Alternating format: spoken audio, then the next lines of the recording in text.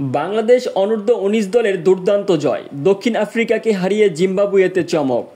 জিম্বাবুয়েতে চলমান under-19 tri-nation সিরিজে বাংলাদেশ অনূর্ধ্ব-১৯ দল দুর্দান্ত পারফরম্যান্স দেখিয়ে দক্ষিণ আফ্রিকা অনূর্ধ্ব-১৯ দলকে ১ উইকেটে পরাজিত করেছে। কম রান তাড়া করার ম্যাচ হলেও উত্তেজনা আর নাটকীয়তায় ভরপুর ছিল পুরো খেলাটি। প্রথমে ব্যাট করতে নেমে দক্ষিণ আফ্রিকা অনূর্ধ্ব-১৯ দল ৩৬ ওভার ১ বলে মাত্র ১২৮ রানে অল আউট হয়ে যায়। জবাবে বাংলাদেশের পেসার ও স্পিনাররা নিয়ন্ত্রিত বোলিংয়ে প্রতিপক্ষকে দ্রুত গুটিয়ে দেয়। বিশেষ করে রিয়াদ হাসান ৩ উইকেট নিয়ে গুরুত্বপূর্ণ ভূমিকা রাখেন। জবাবে ব্যাট করতে নেমে বাংলাদেশের শুরুটা ভালো হলেও মধ্যবর্তী সময়ে কয়েকটি উইকেট দ্রুত পড়ে যায়।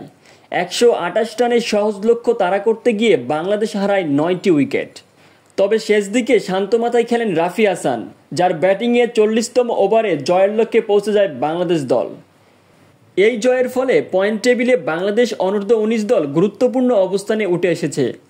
আগামীর ম্যাচগুলো জয়ের ধারা ধরে রাখার আশা প্রকাশ করেছেন কোচ ও খেলোয়াড়। বাংলাদেশ অনূর্ধ্ব-১৯ দলের অধিনায়ক বলেন, আমরা শুরু থেকেই আত্মবিশ্বাসী ছিলাম। বোলাররা আজ অসাধারণ করেছে, আর ব্যাটসম্যানরা চাপের মধ্যেও দারুণ লড়েছে।